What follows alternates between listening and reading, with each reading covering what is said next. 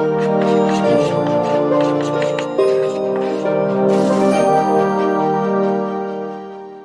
Friends, तो आज हम लोग अपनी कक्षा 12 का अकाउंटेंसी का लेखांकन का पहला अध्याय है। तो दो किताबें हमारी हैं, जिसमें से पहली बुक है जो पहला भाग है हमारी किताब का, जिसमें हम लोग नॉट फॉर प्रॉफिट ऑर्गेनाइजेशन, जिसको हम लोग हिंदी में बोलते हैं अलाभकारी संस्थाएं, और दूसरा होता है जिसमें हम लोग पार्टनरशिप की बात करते हैं, साझेदारी की बात करते हैं। ये पहली किताब है, इसकी हम लोग स्टार्टिंग कर रहे हैं और हमारा ये पहला चैप्टर है और इसका नाम है अलाभकारी संस्थाओं के लिए लेखांकन।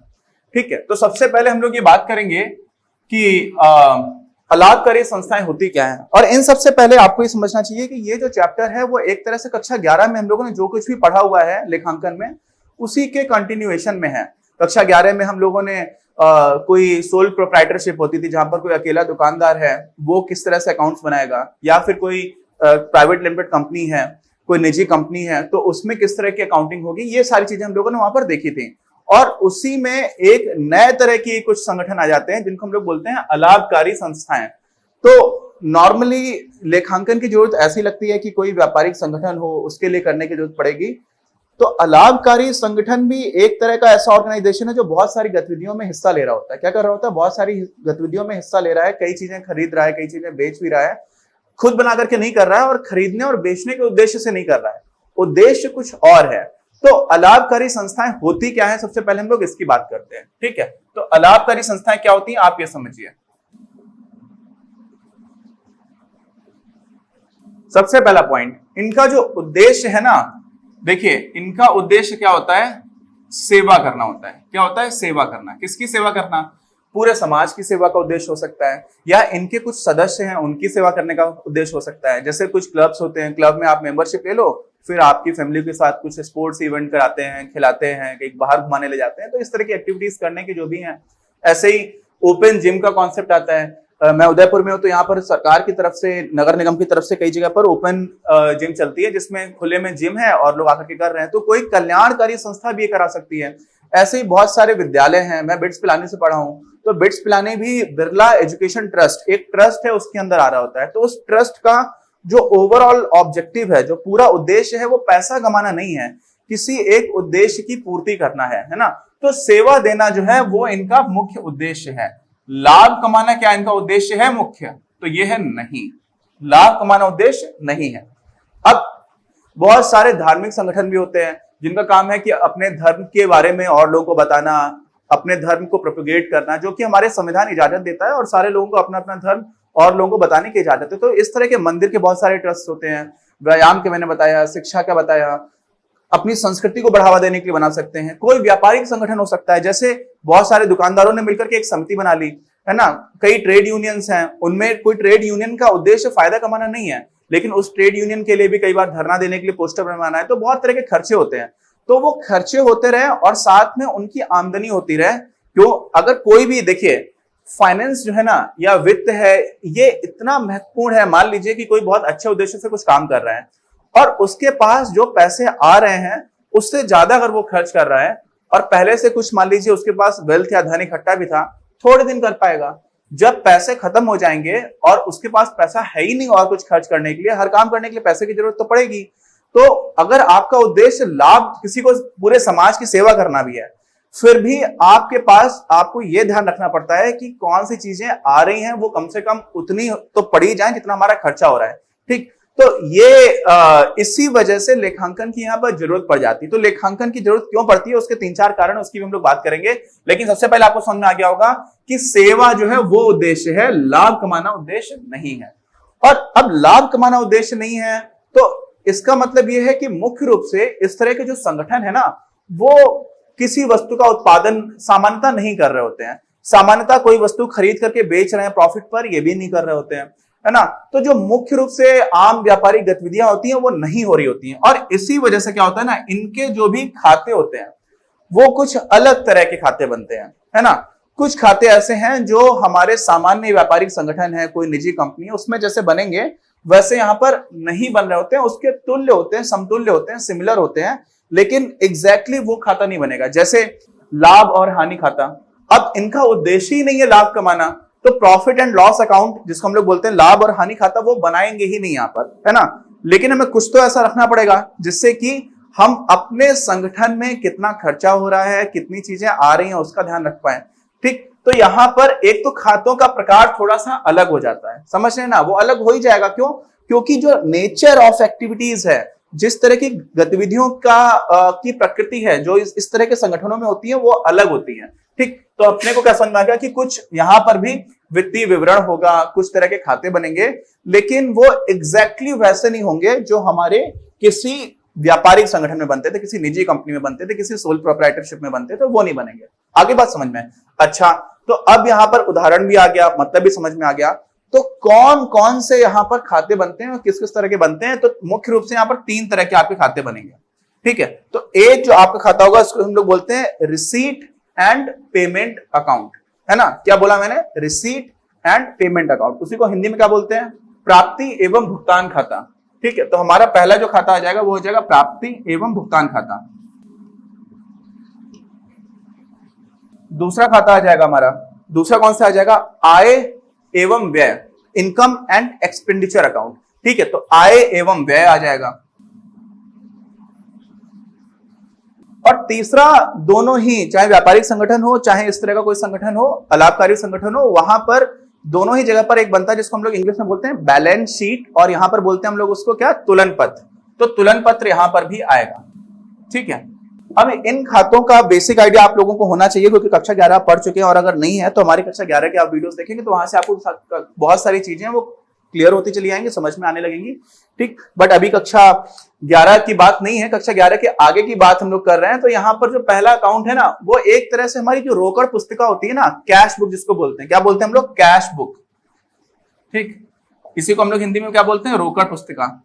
तो रोकड़ बही या रोकड़ पुस्तिका जो बोला करते हैं, उसी से एक तरह से हम लोग अपना प्राप्ति एवं भुगतान खाता बना लेते हैं। तो इस पर आधारित होता है एक तरह से। इनकम एंड एक्सपेंडिचर अकाउंट एक तरह से हमारा प्रॉफिट एंड लॉस अकाउंट के सिमिलर है, सेम नहीं है। ठीक, ये तो इससे हम बना रहे हैं, बट ये जो हमारा होता है वो क्या होता है? लाभ एवं हानि खाता है ना, उसके जैसा मान लीजिए। ठीक है, और तुलन पत्र तो यहां पर भी हमारा तुलन पत्र बनता है। कहां पर? जो बाकी हमारे व्यापारिक संगठन हुआ करते थे। आगे बात समझ में? तो ये दोनों खाते हो गए, और ये हमारा एक फाइनेंशियल स्टेटमेंट है, वित्तीय विवरण देने के लिए ये जो हमको जानकारी मिल रही है। अच्छा, तो ये बेसिक चीजें हो गई। अब यहां पर कुछ जो खाते हैं उनमें कुछ कुछ उनकी खासियत है कि इस खाते का क्या मतलब है, क्या इसकी विशेषताएं होती हैं, हम लोग उसकी बात करेंगे। लेकिन उससे पहले यहां पर एक चीज बहुत महत्वपूर्ण है कि भाई जब इसमें लाभ कमाने का काम है नहीं, तो इस तरह की संस्थाओं में हम खाते बना क्यों रहे हैं? क्या जरूरत क्या है? तो जो जरूरत आ जाती है उसमें हम क्या बोलेंगे? उद्देश्य बोलेंगे। क्या बोलेंगे? उद्देश्य। तो उद्देश्य क्या है? लेखांकन के क्या उद्देश्य है यहाँ पर? ठीक, तो पहला उद्देश्य तो ये है कि इस तरह के जो भी ऑर्गेनाइजेशन है, संगठन है, उनमें एक वैधानिक आवश्यकता है, कानूनी रूप से बाध्य है। कानून देखता है कि हाँ, आप जो काम कह रहे हो अलाभकारी संगठन हो, तो वास्तव आप वही कर रहे हो, कुछ और तो नहीं कर रहे हो, है ना। बहुत सारी तरह के अभी जो हमारी पिछली सरकार जो 2014 में बनी थी, केंद्रीय सरकार, तो इन्होंने बहुत सारे गैर सरकारी संगठनों और बहुत सारी जो सोसाइटीज बन जाती हैं उनके ऊपर लगाम लगाने की कोशिश की थी, क्योंकि उनमें बहुत धांधली भी हुआ करती थी। तो वो धांधली हो रही है या नहीं हो रही है, इस वजह से कानून की जरूरत होती है कि आप कैसे क्या क्या खर्च कर रहे हो वो हमें बताओ। तो पहले तो हो जाती है हमारी वैधानिक आवश्यकता है, इसलिए हम लोग इस तरह की यहाँ पर लेखांकन की जरूरत पड़ती है। ठीक, दूसरी बात क्या है? दूसरी बात मैंने आपको ऑलरेडी बता रखी थी संक्षेप में। क्या बताया था? कि भाई आप अच्छे उद्देश्य से भी कुछ करना चाह रहे हो ना जीवन में, तो आप अगर आमदनी कम होगी, खर्च ज्यादा होने लगेगा, तो थोड़े दिन ही कर पाओगे, फिर आपको सब काम जो आपका बंद हो जाएगा। तो यहां पर भी आवश्यकता होती है कि आपको आपकी जो वित्तीय स्थिति है उसका पता हो, आपको मतलब उस संगठन को, तो वित्तीय स्थिति का सही पता चलता रहे, ये भी इसका एक उद्देश्य है। तीसरा उद्देश्य क्या है?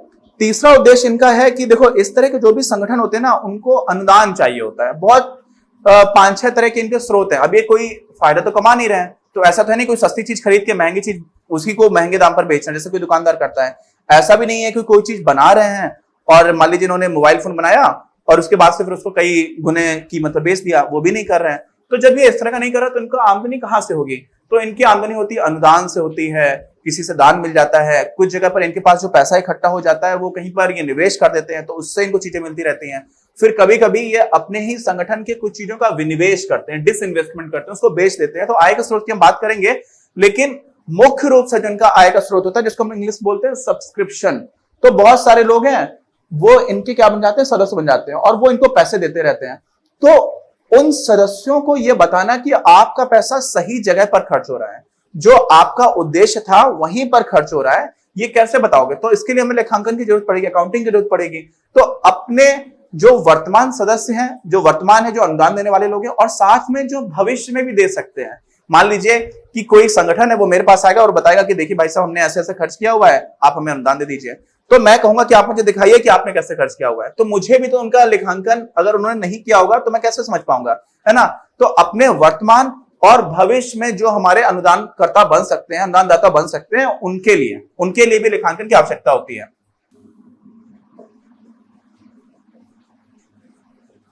और एक और उद्देश्य इसी से जुड़ा हुआ है, जिसको बोला जा सकता है कि हर संगठन के क्या उद्देश्य थे, उन्हीं उद्देश्यों की पूर्ति करने के लिए सारा काम हुआ कि नहीं हुआ। जो भी आर्थिक गतिविधियां हुई, आर्थिक गतिविधियां इस तरह के संगठन का मुख्य उद्देश्य तो है नहीं, है ना, लेकिन आर्थिक गतिविधियां करनी पड़ेंगी अपना जो भी इनका मुख्य उद्देश्य है उसको पूरा करने के लिए। तो वो आर्थिक गतिविधियां वास्तव में संगठन के उद्देश्य से अलाइंड है कि नहीं है ना? तो वो काम करने के लिए भी, वो भी हमें पता चलता है जब मैं लेखांकन किया होगा। ठीक है, मान लीजिए कोई ऐसा लेन देन किया है जो हमारे उद्देश्य से किसी से भी तरह से लेना देना नहीं है, तो जो भी हमारे मेंबर्स हैं वो आकर के बोलेंगे कि आपने इसमें क्यों खर्च कर दिया पैसा, है ना? तो ये सारे हमारे उद्देश्य हैं। किसके उद्देश्य हैं? ये लेखांकन के उद्देश्य हैं।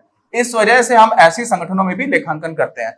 अच्छा, हम लोगों ने खातों की बात की थी, तो ये खाते जो हम लोग देख रहे हैं ना, इसके बारे में थोड़ी थोड़ी बात कर लेते हैं कि क्या होता है। अब कैश बुक तो आपको पता है, रोकड़ पुस्तिका में हम लोग क्या करते हैं, जिस दिन जो भी पैसा आया, कैश आने की बात कर रहे हैं, कैश आया तो उसको लिख लिया, कैश गया तो उसको चला गया, मतलब रोकड़ आया तो नोट कर लिया, रोकड़ गया तो नोट कर लिया।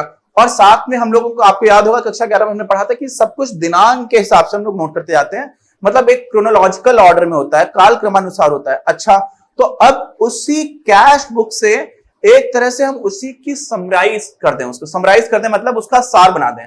तो कैश बुक में तो देखिए पूरे साल में किसी दिन कुछ पैसे आए, फिर कुछ पैसे कभी गए, तो ऐसे साल भर में अलग अलग तरह से बहुत सारे पैसे आ और जा रहे होते हैं। हम लोग प्राप्ति एवं भुगतान खाता में क्या करते हैं, वो पूरे साल की समरी बना देते हैं। जैसे अलग अलग तरह से, मान लीजिए अनुदान मिल रहा है, ठीक, तो सदस्यों से जो भी हमें अनुदान मिल रहा है, किसी दिन कुछ सदस्यों से मिला, किसी दिन कुछ सदस्यों से मिला, तो साल भर में ऐसे हमें कुल मिलाकर के जो भी अनुदान मिला एक साल में, एक लेखा वर्ष में, और आमतौर पर जो लेखा वर्ष है वो हमारा वित्तीय वर्ष ही होता है। वित्तीय वर्ष का मतलब क्या हुआ, 1 अप्रैल से लेकर के 31 मार्च तक का। तो वो वित्तीय वर्ष में जो भी हमारी कैश बुक में एंट्रीज हुई, जो भी हमारी रोकड़ पुस्तिका में जो भी हमारे विवरण आए, उन सारे को हम लोगों ने क्या कर दिया, समराइज कर दिया। जितने भी अनुदान थे हमने उनको एक साथ लगा करके एक जगह पर सारा खाते में बना करके लिख दिया, तो वो हमारे प्राप्ति और भुगतान खाते में बन जाता है। तो पहली चीज क्या हुई कि कैश बुक यानी कि रोकड़ पुस्तिका से सीधे तौर पर ये संबंधित है। दूसरी चीज क्या हुई कि ये हम लोग पूरे एक लेखा वर्ष के लिए बनाते हैं। किसके लिए बनाते हैं? लेखा वर्ष के लिए बनाते हैं, है ना। और तीसरी चीज क्या है कि उसी जो रोकड़ पुस्तिका में जितनी भी एंट्रीज थी, जितने भी आपके विवरणिका थे, वो सारे के सारे आप लोगों ने क्या कर दिया, उसका सारांश बना करके वो यहां पर दिखा दिया। अच्छा, अब इसमें एक चीज है तो ध्यान रखने की है, इसका मतलब क्या है भाई, प्राप्ति से है और भुगतान से है।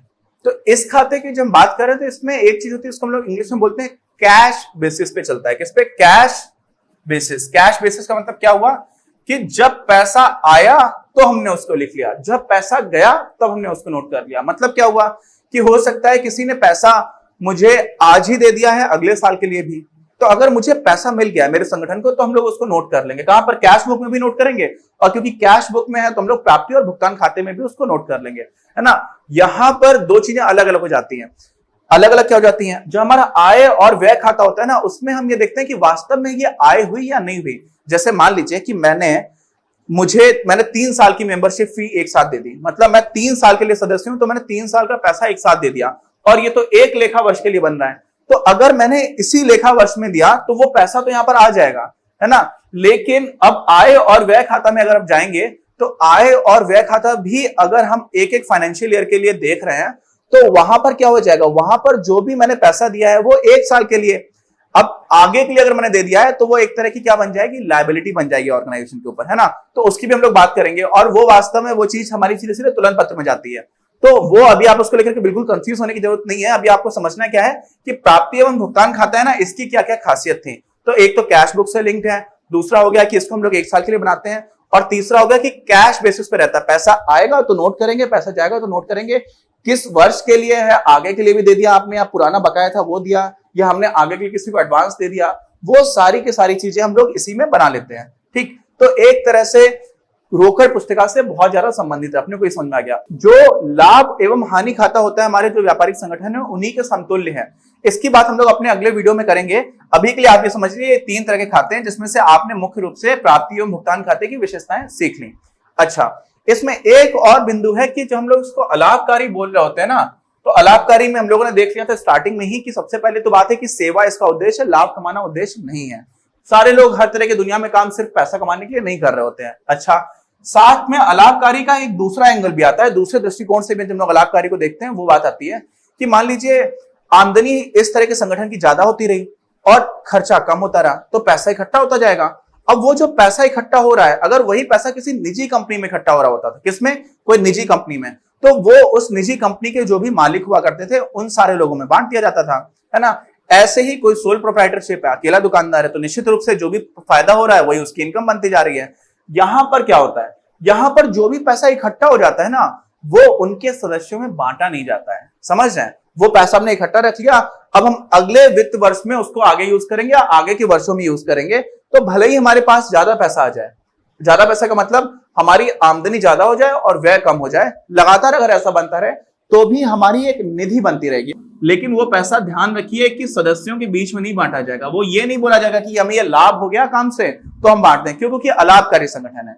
तो एक ये वो बात हो गई। तो अभी इसके बाद हम लोगों ने देखा था कि यहां पर जो भी हमारी बाकी संगठन होते हैं ना व्यापारिक, उनमें और इनमें एक दो चीजें और हैं, अंतर देखेंगे तो व्यय में बहुत अंतर नहीं होता। कोई दूसरा ऑर्गेनाइजेशन है वो भी क्या कर रहा होगा, ये ट्रेड नहीं करेंगे, ये व्यापार नहीं करेंगे, लेकिन खर्चे बहुत सारे हैं। बिजली का बिल है, टेलीफोन का बिल है, प्रशासनिक खर्चे हैं, किसी को आपको रिसेप्शन पे बैठाना पड़ेगा, किस तरह का संगठन है, तो बहुत सारे ऐसे खर्चे हैं जो इनके खर्चे लगभग वो वैसे ही रहते हैं, लेकिन इनकी आय अलग अलग तरह से होती है। कैसे होती है, अलग अलग तरह से। तो इनकी आय के स्रोत हम लोग लिख लेते हैं, एक बार समझ लेते हैं, तो आय के स्रोत का कंफ्यूजन नहीं रहेगा। आय के स्रोत के बाद से ये जो बाकी की दोनों चीजें ये हम लोग अपने अगले वीडियो में देखेंगे। तो इस वीडियो में हम लोग आय के स्रोत को भी कवर कर लेते हैं। अब देखिए, यहां पर हम लोग आय के स्रोत की बात कर रहे हैं। किसकी बात कर रहे हैं, आय के स्रोत। तो आय के स्रोत जो बाकी व्यापारिक संगठन है और यहां पर अंतर होता है थोड़ा सा। तो यहां पर कौन कौन से सदस्यों से प्राप्त अनुदान की बात करते हैं, सब्सक्रिप्शन होता है, ठीक है, मेंबरशिप फी बोलते हैं, कुछ लोग उसको सब्सक्रिप्शन बोलते हैं। तो इसमें क्या होता है कि मेंबर्स जो भी होते हैं, जो भी सदस्य होते हैं, वो कुछ पैसा दे देते हैं। कई बार ऐसा होता है कि मासिक होता है कि हाँ आपको हर महीने देना है, कई बार वार्षिक हो जाता है, कई बार ऐसा होता है कि आजीवन भी कुछ लोग दे देते हैं। तो वो आजीवन होगा तो वो अलग तरह से एंट्री होगी, वो हम लोग तुलन पत्र में कर देते हैं। और अगर मासिक होगा तो उसको किस तरह से करेंगे वो हम लोग आगे देख लेंगे। लेकिन अभी आप समझ लीजिए कि जो सब्सक्रिप्शन है, जो अनुदान है सदस्यों से, वो इनके प्रमुख स्रोत है किसका, आय का। ऐसे ही हो जाता है दान। क्या हो जाता है, दान। दान किससे हुआ, सदस्यों से भी कई बार, और बाहर की संस्थाओं से भी। कोई एक नॉन प्रॉफिट ऑर्गेनाइजेशन है, कोई अलाभकारी संस्था है, अच्छा काम कर रही है, तो बाहर के कई लोग ऐसे होते हैं, फिलॉन्थ्रोपिस्ट होते हैं, जिनके पास बहुत पैसा है, उनको लगता है ये लोग अच्छा काम कर रहे हैं तो उनको दान दे देते हैं। कई बार यहां से समझिए कि सरकार भी दान दे देती है कुछ कुछ लोगों को, है ना, कुछ ऐसी अलाभकारी संस्थाओं को, तो वो आ जाता है। फिर अनुदान में सहायता क्या है, और लोग भी जो सदस्य नहीं है वो लोग भी अनुदान में सहायता कर सकते हैं, तो वो भी इनका हो गया। फिर विनियोग। विनियोग का मतलब क्या हुआ कि देखिए इनके पास दो तरह की पूंजी जो निधियां हैं, वो दो तरह की, आप पूंजी निधि और सामान्य निधि कहीं पर भी पैसा रख सकते हैं। तो उस निधि में अगर हमारे जितना भी खर्चा और उससे ज्यादा पैसा हमारे पास पड़ा हुआ है, तो हम लोग क्या कर देते हैं, वो अलाभकारी संस्था विनियोग कर देती है, निवेश कर देती है कहीं पर। कोई उसने गवर्नमेंट सिक्योरिटीज खरीद ली, है ना, सिक्योरिटीज मतलब सुरक्षा पत्र खरीद लिया।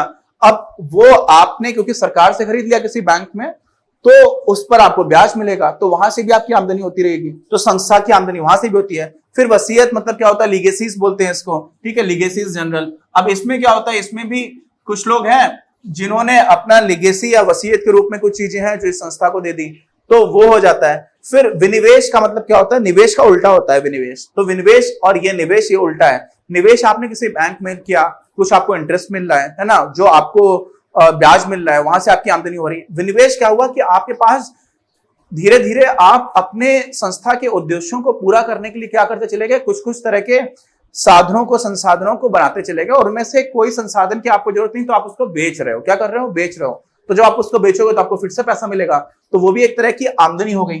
तो ये होते हैं हमारे आय के मुख्य स्रोत जब हम लोग अलाभकारी संस्थाओं की बात कर रहे हैं। ठीक है, आ गया समझ में। तो ये एक छोटा सा अंतर है बाकी संस्थाओं की तुलना में, तो इसको भी अच्छे से आप नोट कर लीजिएगा क्योंकि ये एग्जामिनेशन में आता है। और एक बात समझिए, अलग अलग बोर्ड्स के लिए सिलेबस काफी हद तक अब एक है, एक रूपता आ रही है। और अगर हम लोग सीबीएसई बोर्ड की बात करेंगे, किसकी बात करेंगे, सीबीएसई बोर्ड की, तो उसमें ये समझ लीजिए कि इस अध्याय से 10 नंबर के क्वेश्चंस आते हैं। ठीक है, एक 6 नंबर का बड़ा क्वेश्चन आता है, फिर एक 3 नंबर वाले क्वेश्चन में भी आता है, और एक 1 नंबर का भी क्वेश्चन आ जाता है। तो 10 नंबर बहुत ही आसान अध्याय है, बहुत ही आसान चैप्टर है। 10 नंबर पक्के हैं। आप इसमें बहुत ही बेसिक कॉन्सेप्ट्स हैं, बहुत छोटे छोटे कॉन्सेप्ट्स हैं। अगर आपकी कक्षा 11 में ठीक से पढ़ाई की तब तो चुटकियों में हो जाएगा, क्योंकि काफी हद तक उन्हीं खातों के हिसाब से यहाँ पर एंट्रीज हो रही होती हैं। ठीक, तो आप यहाँ पर इस चैप्टर को कर लेंगे तो उस हिसाब से इसकी वेटेज बहुत ज्यादा है और बहुत आसान है। तो आप इस चैप्टर को काफी अच्छे से करिएगा। बहुत कई बार ऐसा होता है ना कि कोई चीज है जिसमें आप थोड़ी मेहनत में अच्छा रिजल्ट आ जाता है, तो ये उस तरह का चैप्टर है, तो उस महत्व को भी आप समझते रहिए। अब इसी में जो सबसे अंत बात आ जाती है, हमारे ये परिचयात्मक वीडियो था जिसमें हम लोगों ने थोड़ी बहुत प्राप्ति एवं भुगतान खाते की बात की थी। बाकी खातों की हम बात आगे करेंगे, लेकिन अलाभकारी संस्थाओं में जब बाकी हम व्यापारिक संगठनों की बात करते हैं तो उन्होंने अच्छा परफॉर्म किया, खराब परफॉर्म किया, कैसे समझते हैं कि उनमें लाभ कितना हुआ, जो भी उस कंपनी के मालिक थे उनको कितना लाभ हुआ, जो भी उसके ग्राहक है उनका कितना सेटिस्फेक्शन बढ़ा, उनका कितना संतोष बढ़ा। यहां पर हम ये नहीं देखते हैं, हम ये देखते ही नहीं कि इन्होंने कितना पैसा कमाया, कितना लाभ में चल रहे हैं। हमारे यहाँ पर मेन जो इनकी प्रसिद्धि का, इनका पहचान का जो मुख्य कारण होता है ना, वो होता है कि इन्होंने समाज में पूरे स्तर पर, सामाजिक स्तर पर कितना सुधार लेकर के आए हैं, कितना अच्छा इन्होंने अपना अंशदान दिया है समाज के ऊपर ले जाने में, समाज को बेहतर बनाने में। ठीक, तो यहाँ पर इनकी सफलता को नापने का क्राइटेरिया ही बिल्कुल अलग होता है। ठीक है, तो ये हमारा पहला परिचयात्मक वीडियो हो गया है। इस वीडियो के जितने भी नोट्स हैं आपको इसी वीडियो के डिस्क्रिप्शन में मिल जाएंगे। हम लोग अगले वीडियो में पहले तो प्राप्ति और भुगतान खाते को ही अच्छे से देखेंगे, फिर बाकी के आगे के जो खाते हैं उनकी बात करेंगे अपने अगले वीडियोस में। अपनी क्लास का उद्देश्य आप सभी के लिए आप ही की भाषा में गुणवत्तापूर्ण शिक्षा उपलब्ध कराना है। कक्षा 12 तक के सभी प्रमुख विषयों पर हम वीडियोस बना रहे हैं, और कुछ विषयों पर वीडियोस आपके अपने चैनल अपनी क्लास की ही अन्य प्लेलिस्ट पर अपलोड भी हो चुके हैं। ज्ञान के प्रकाश से देश को सशक्त बनाने के हमारे इस प्रयास में इस चैनल को सब्सक्राइब करके और लोगों के साथ शेयर करके अपना बहुमूल्य योगदान जरूर दें। पढ़ेगा इंडिया तो बढ़ेगा इंडिया।